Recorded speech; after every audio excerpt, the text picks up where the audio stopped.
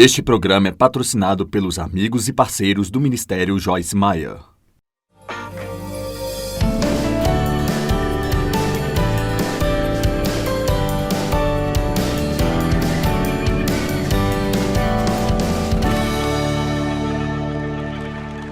Eu quero trazer uma pequena mensagem chamada O Dia do Pagamento Está Chegando.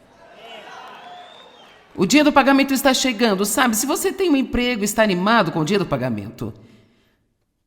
Se você não tem um trabalho, ou se tem, não vai trabalhar, esse dia não é tão interessante. De fato, você se cansa de ouvir as pessoas falarem sobre o seu dia de pagamento quando você não tem um.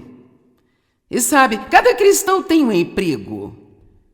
Se você é um cristão, você tem um emprego. Não estou falando do lugar onde você vai trabalhar todos os dias, obtém seu salário. Eu estou falando sobre nós trabalharmos para Deus. Se você está trabalhando em tempo integral no ministério, nós trabalhamos para Deus. E todos os dias precisamos nos levantar e sair neste mundo e ir trabalhar para Deus, para glorificar o seu nome, pela maneira como falamos, como tratamos as pessoas, como nos comportamos, nossas atitudes, nossas palavras e todas essas diferentes coisas. E toda vez que nós fazemos um trabalho para o Senhor, a Bíblia diz que o nosso trabalho nunca será em vão e que sempre haverá uma recompensa, porque Deus é o recompensador. Recompensador com R maiúsculo. O recompensador daqueles que diligentemente o buscam. Faça aos outros o que você deseja que eles façam a você. Eu acho que esta é uma das escrituras mais importantes na Bíblia. Eu gosto de escrituras como esta. Eu gosto desse princípio de semear e colher. E sabe por que eu gosto? Porque isto me dá um pouco de controle sobre a minha vida. Acontece que gosto de controle. Se você não acredita, pergunte ao Dave. Amém? E então... E eu acho que é legal perceber que, embora nós saibamos que Deus está no comando de tudo, Ele meio que nos deu esta opção que diz assim, olha aqui, o que você quiser, apenas dê um pouco e você vai ter muito mais de volta. Mas às vezes estamos recebendo coisas de volta que não gostamos.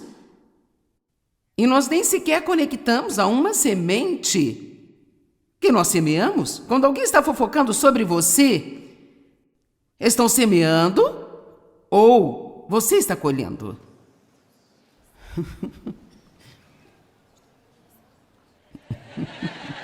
Vamos lá, isso não é difícil. Você está semeando? Eles estão semeando? Ou você está colhendo? Faça aos outros o que gostaria que fizessem com você. E sabe, os cristãos sempre falam, e a Bíblia fala sobre a carne e o espírito. Nós somos espírito, mas nós temos uma carne. E nós devemos mantê-la sob a ajuda de Deus e a ajuda do Espírito Santo. Significa que mesmo que temos uma carne, devemos andar no Espírito. A Bíblia diz, andem no Espírito e vocês não satisfarão os desejos da carne. Assim, durante todo o dia, todos os dias, durante toda a nossa vida, estamos fazendo escolhas. Nós estamos fazendo escolhas se vamos seguir a carne ou se vamos seguir o Espírito. Agora, aqui está algo interessante que eu aprendi sobre a carne e o Espírito. A carne é uma apostadora. A carne diz, eu vou comprometer-me a fazer a coisa errada e espero que eu passe com isso. Eu vou comer esta deliciosa caixa de chocolate e espero não engordar. De fato, eu acho que eu vou orar para eu não engordar, sabe? Depende do quanto eu sou espiritual, é claro. E às vezes você se acha tão espiritual que é só orar sobre tudo. Eu vou gastar mais dinheiro do que eu tenho e espero conseguir um milagre financeiro de Deus.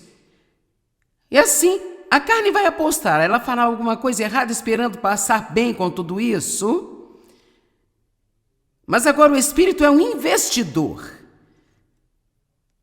E quando você faz investimento, significa que você paga o preço antes. E você nem sempre sabe exatamente quanto tempo vai demorar para que o juro aumente e os dividendos comecem a entrar. Mas você está disposto a fazer esse sacrifício antes, por causa da recompensa que você acredita que será anexada a ele mais tarde? Então eu só quero trazer isso para o pensamento de todos. É Em geral, de modo geral, em sua vida, você tende a ser um apostador ou um investidor. Eu não estou falando sobre ir a um cassino e jogar em máquinas de caça-níqueis. Eu estou falando sobre você se arrisca, você se compromete. Você sabe o que é um comprometimento?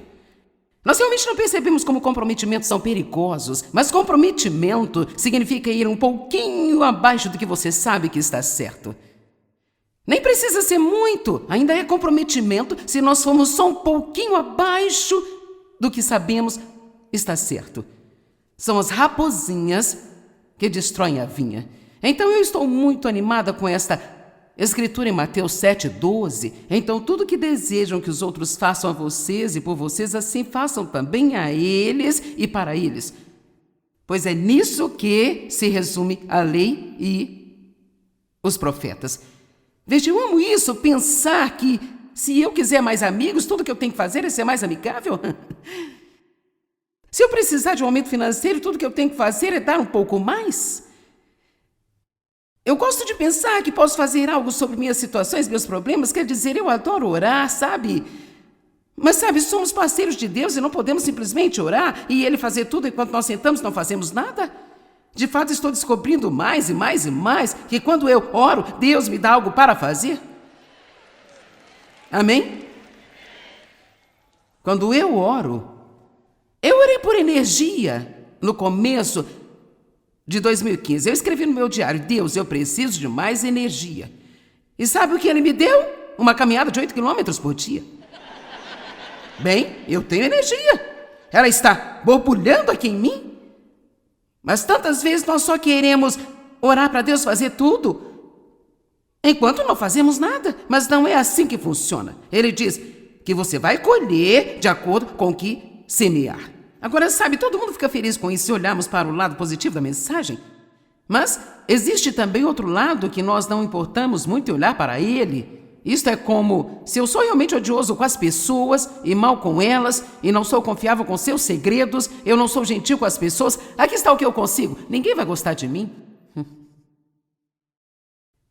Se eu estou no casamento, sou manipulador e controlador e fico zangado cada vez que não é do meu jeito, e as coisas vão azedando no meu casamento, talvez eu tenha um pouco a ver com isso. Bem, vocês estão tão quietinhos, hein?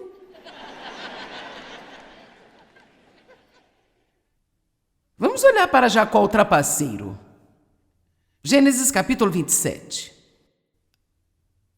Agora eu vou ter que pular algumas coisas aqui, porque isso envolve cerca de 36 versos e não temos tempo para tudo isso. Mas você vai entender tudo bem rápido.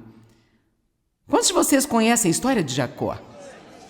Ok. Quantos de vocês não conhecem, mas querem aprender? Ok. Ótimo.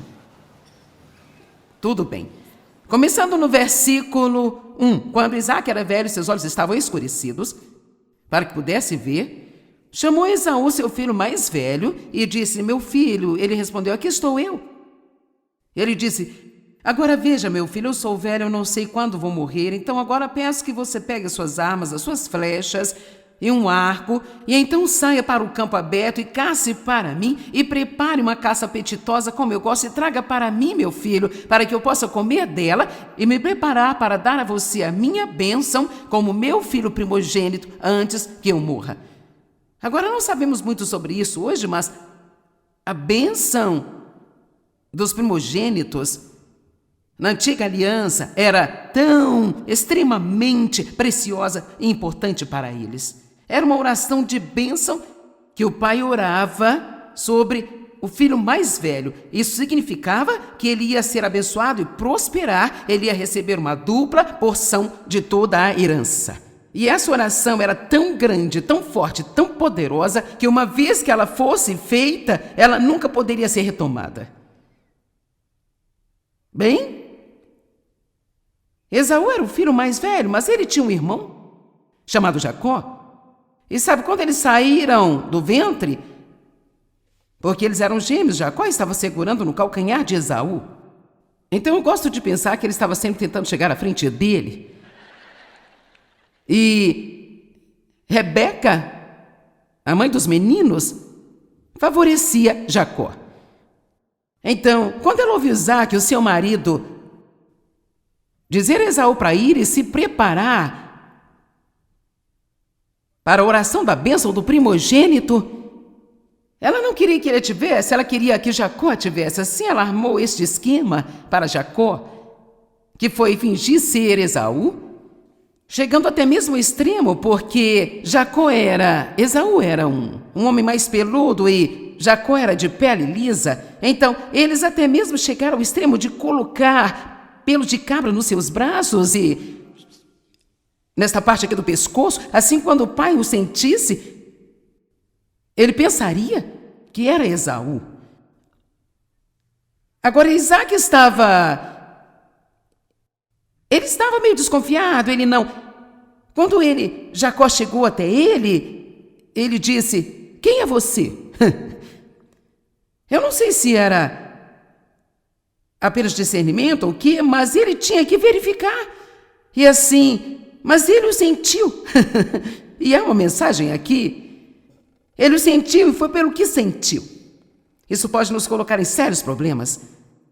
Estou aprendendo mais e mais, quanto mais velho eu fico aí por esse discernimento, mesmo não fazendo nenhum sentido para o meu cérebro.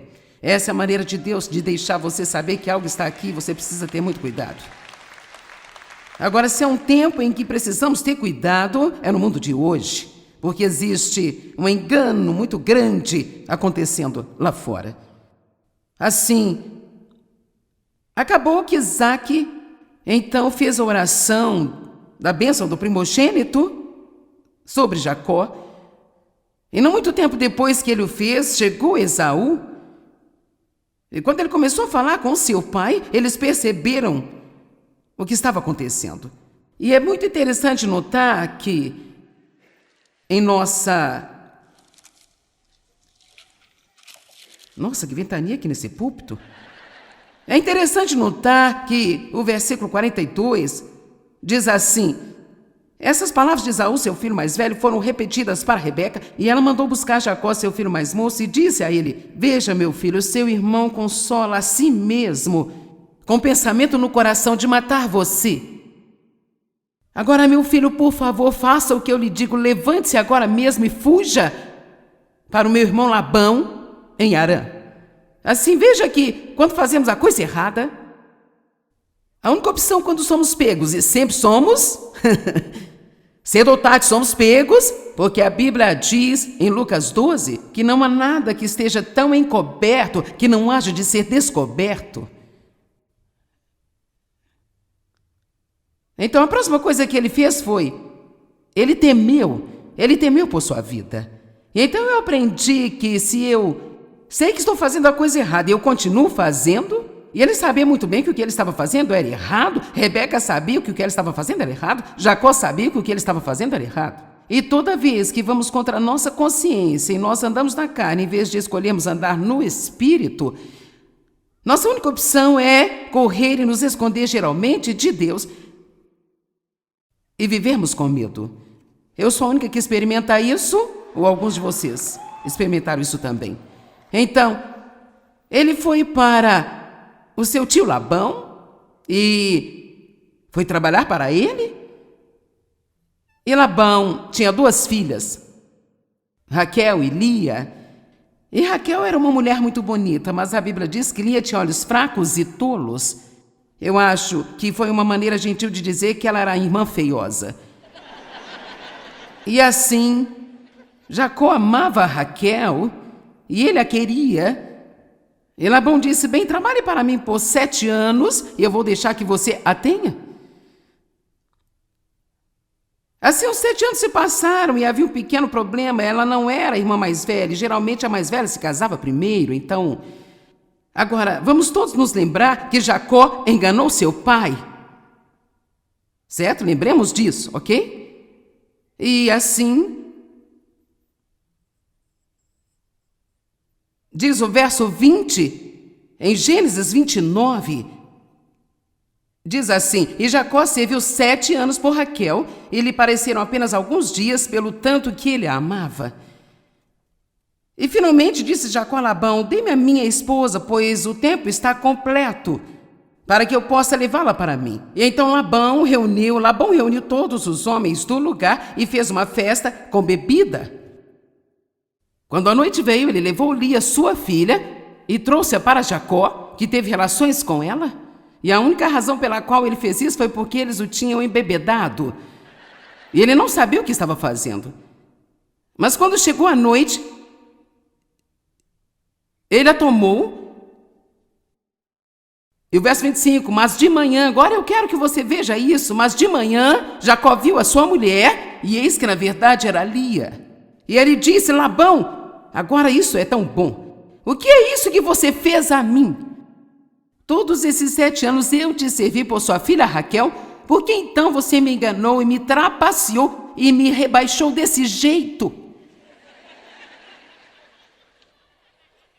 Como você pode ser trapaceiro e mentiroso e me tratar dessa maneira? Como pôde me enganar desse jeito depois de tudo que eu fiz por você? Quer saber, naquele momento eu não acho que ele tenha se lembrado ou tido uma ideia daquilo que ele tinha feito para o seu irmão e ao seu pai. Romanos 2:1, eu adoro isso, diz: a mesma coisa pela qual você julga outra pessoa, você mesmo pratica. Essa é uma escritura maravilhosa. E sabe, anos atrás, eu disse ao Senhor: nós não fazemos isso, quer dizer, sabe, eu não iria julgar alguém pela mesma coisa que eu faço. Ele disse: sim, você olha para as outras pessoas através de uma lupa, mas você olha para si mesmo através de um óculos cor-de-rosa. Assim, veja, para nós há sempre uma desculpa, mas para outras pessoas não há desculpa. Não há desculpa para você me tratar dessa maneira. E assim, ele continua. E então Jacó teve 12 filhos. E o seu favorito era José. Os seus outros 11 filhos têm ciúmes de José. E assim, eles o levam para fora, fingem que ele foi morto. E assim, eles o vendem para os comerciantes de escravos. E assim, nós vemos como essa semeadura e colheita sempre continua trabalhando em sua vida. Você diz: bem, espera um minuto, eu posso ser perdoado? Absolutamente. Totalmente. Deus é misericordioso. E existem algumas consequências do nosso pecado que eu acredito que Deus pode até remover. Agora eu vou dizer algo, eu não sei o que você vai fazer com isso, mas isso é o que eu acredito. Como eu sou pregador, eu vou dizer o que eu acredito. Eu acredito que Deus sempre perdoa o nosso pecado e somos sempre restaurados no nosso relacionamento com Ele. É aí que eu acredito que a misericórdia vem.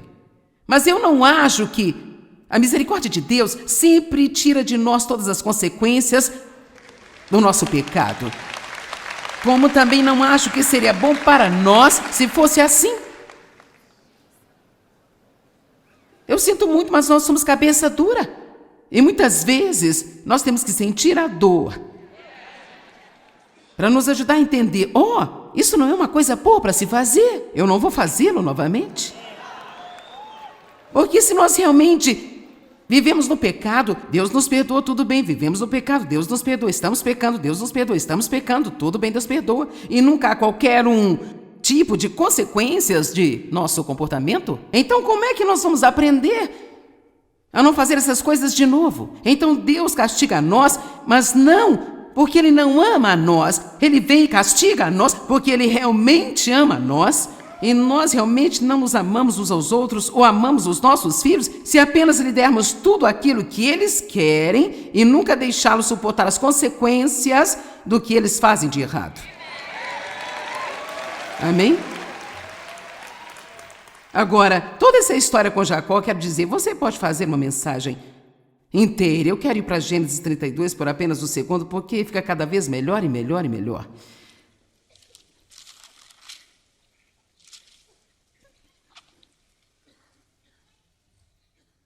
Então, em Gênesis 32, muita coisa aconteceu, ele viveu muitos anos e, o dia temido chegou.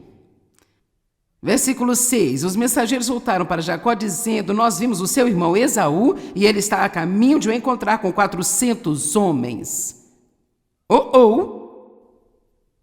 O dia do pagamento chegou. Agora, na verdade, essa não era a intenção de Esaú. Ele realmente veio para fazer as pazes com o irmão. E ele não queria ter esse problema entre eles nunca mais. Mas porque Jacó vivia com medo, ele imediatamente levou tudo para o negativo. Verso 7. Jacó estava com muito medo e também muito angustiado. E assim ele teve um plano de como ele poderia apaziguar Esaú. E ele enviou grupos de homens de 10 e 20, e todos eles tinham presentes, e o segundo grupo tinha maiores presentes do que o primeiro grupo. E assim, eles iriam oferecer os presentes, e se Esaú ainda estivesse vindo, o próximo grupo daria maiores presentes. Se Esaú ainda estivesse vindo, o próximo grupo daria maiores presentes ainda. E quando finalmente se tornou óbvio para Jacó que nada absolutamente ia parar Esaú, e veja o que acontece.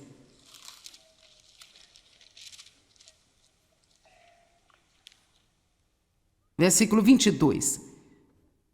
Mas ele sendo Jacó, levantou-se naquela mesma noite e tomou suas 2 mulheres, suas 2 servas, seus 11 filhos, e passou sobre o val de Jaboque.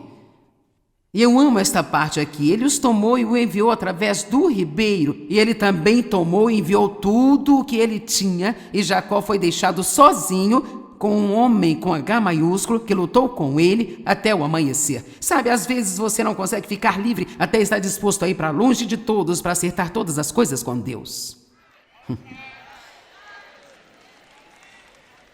Finalmente ele disse: tudo bem, eu vou deixar tudo isso para lá. Nada disso está me fazendo bem. Meu plano para fazer as pazes com Esaú não está funcionando. Isso fica cada vez melhor e melhor. Verso 25. E quando o homem viu que ele não prevalecia contra Jacó, ele tocou a articulação de sua coxa. E a coxa de Jacó foi deslocada enquanto lutavam. E por sinal, só para você saber, Jacó sempre andou mancando depois disso. Então ele disse: deixe-me ir, o dia está amanhecendo. Jacó disse: eu não deixarei que você vá, a menos que você declare uma bênção sobre mim. Sabe, Deus realmente gosta de pessoas que se apoderam dele e que se recusam a deixá-lo ir até que as coisas sejam acertadas e eles sejam restaurados por suas bênçãos. Nós não podemos apenas ir a Deus tentando fazê-lo nos abençoar. Temos que estar prontos para derramar nossos corações diante dele e dizer: Deus, o que quer que você queira fazer na minha vida, eu quero que você faça. Eu não me importo quão duro seja ou quão difícil seja. Eu quero ser a pessoa que você quer que eu seja, ou nem sequer quero permanecer vivo nesta terra. Amém? Eu só quero encorajá-lo a que seu trabalho nunca é em vão. Deus promete-nos que toda vez que nós investimos tempo e obediência, investimos na vida de outra pessoa, quer seja tempo ou finanças ou esforço para tentar ajudar as pessoas, que há sempre uma recompensa chegando. E eu amo todo esse pensamento de que o pagamento está chegando. E sabe, mesmo quando não recebemos tudo o que achamos que devemos receber, como recompensa enquanto estamos aqui nesta terra, pense nas recompensas que estão reservadas para os fiéis no céu. E assim, mais uma vez, eu só quero encorajá-lo, seja obediente a Deus em tudo o que Ele te pedir para fazer, semeie como uma semente em fé, e então aguarde para fazer uma colheita em sua vida.